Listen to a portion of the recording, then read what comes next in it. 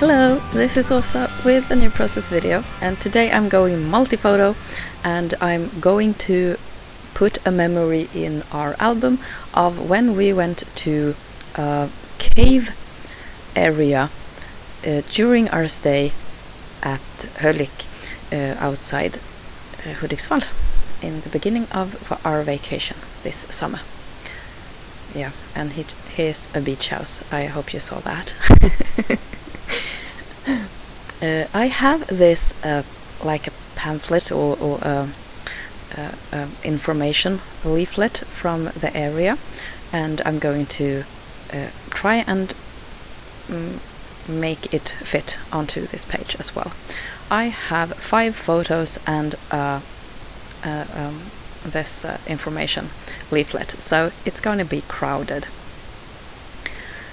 We did this on our last day of our stay here, and it was one of those things that we really wanted to have time for, even though it was a little bit, we didn't know if it was a really good idea, because we had already left our cabin and packed our car, and then we went to the beach, and do we really have time for this? but it was just a short walk on a very good path in the woods. It was almost like a road and very easy directions. There were these signs everywhere, so you know exactly where to go. And this was a very special kind of nature here. The nature here in Sweden, or the coastal regions here, are very much affected, or the whole land of course, but it's so visible at the coast where it's less vegetation. The area around here is very much affected by the ice age ice that pretty much covered the entire region and pressed down the region, and also it left these huge, or these large areas of stones, almost like where the water had been flowing under the ice. There it was lots of boulders that was shaped from the running water, so there are like balls, round balls, and this was one of those areas where the ice had left a really obvious print in the nature, and that period in our history also made this cave system. And here's some more Lego on the screen. It's my son, and he is showing me his latest microscale Lego modeling.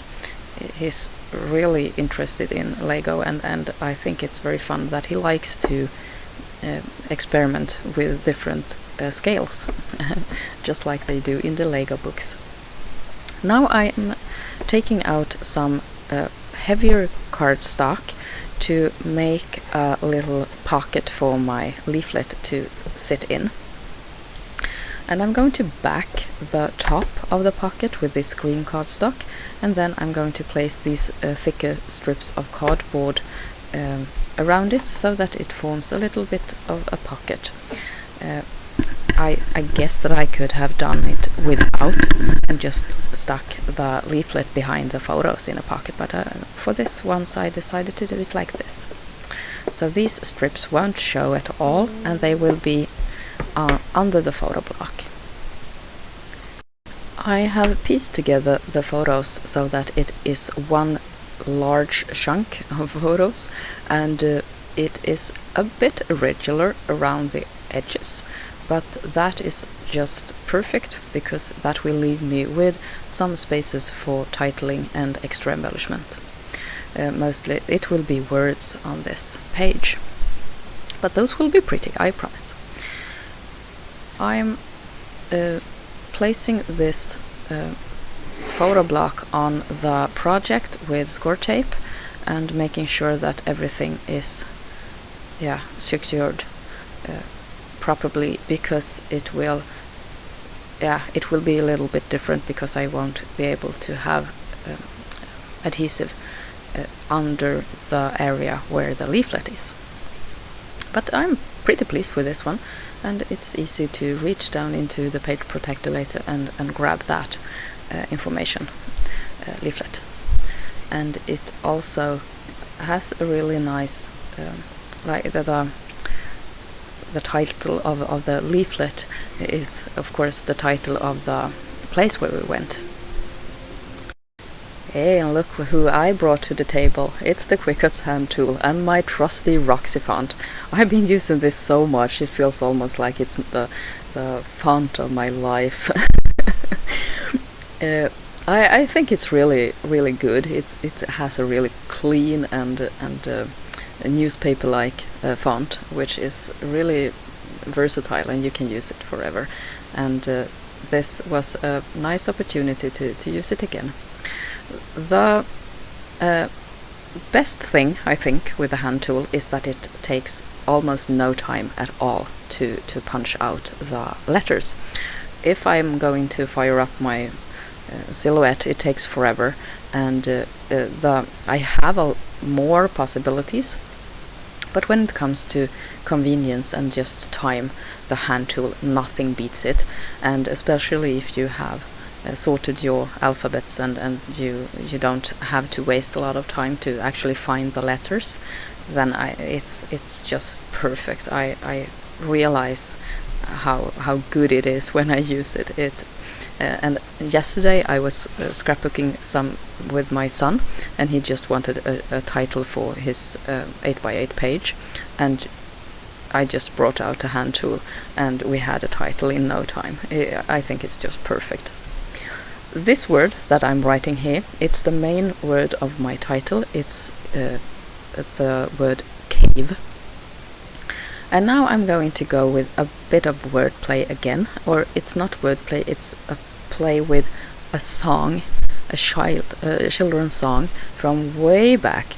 This one came out when I perhaps was 8 or 9 years old, and perhaps it was meant for kids a bit younger than me, because I always thought it was a bit awkward and embarrassing. It was two grown men and they were singing this song, and it's almost like a, today you perhaps would call it a rap, but they were singing this song, and it was about them going on an adventure. And they did a funny thing with their mouth. They placed their tongue as in front of their lower teeth, so they looked a bit like chimpanzees, and then they did this whole song or a piece looking like that. So it also affected their speech, of course.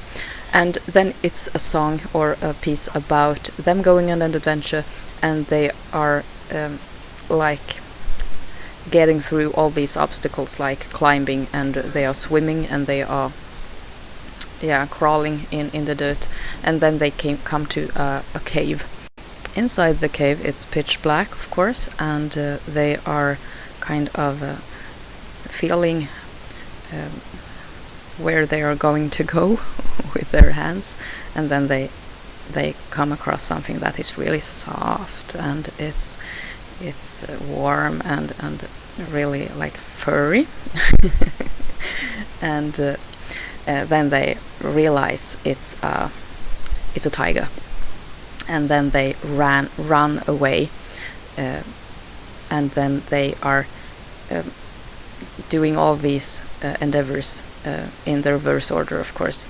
And during all this, it takes a couple of minutes. They are doing this whole piece with their tongue between their lower lip and the teeth, and it's of course it's hilarious.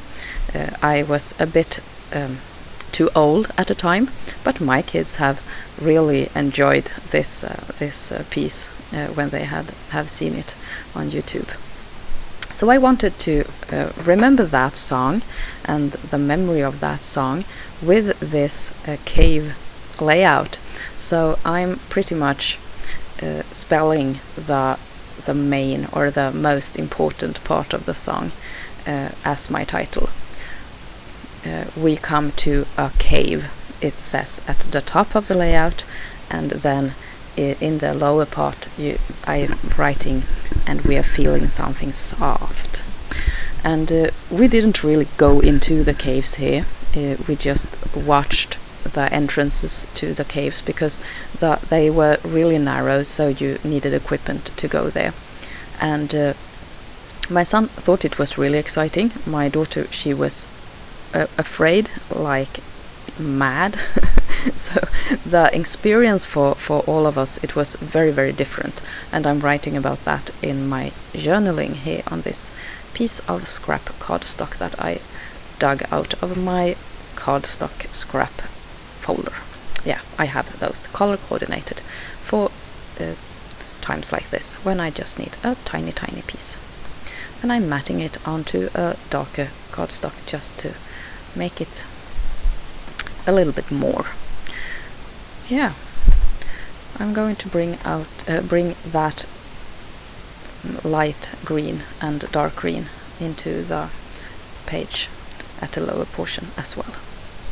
And yeah, we're getting closer to the end of the process, and I'm really happy about this one. This is a typical Åsa page, I think.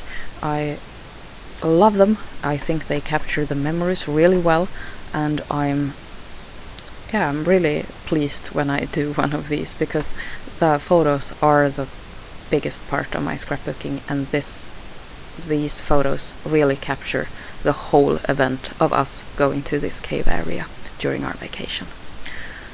Yeah, perhaps we had forgotten if I hadn't made this layout. It's all about creating and saving memories, and I love that so much. Yeah, here's the finished page. I hope that you have enjoyed this process together with me, and it's always a pleasure talking to you. I feel that I get so much more out of my scrapbooking when I get to talk about it and explain what I'm doing and why I'm doing it. And I hope that you enjoy that too. Take care. This is Åsa. Bye.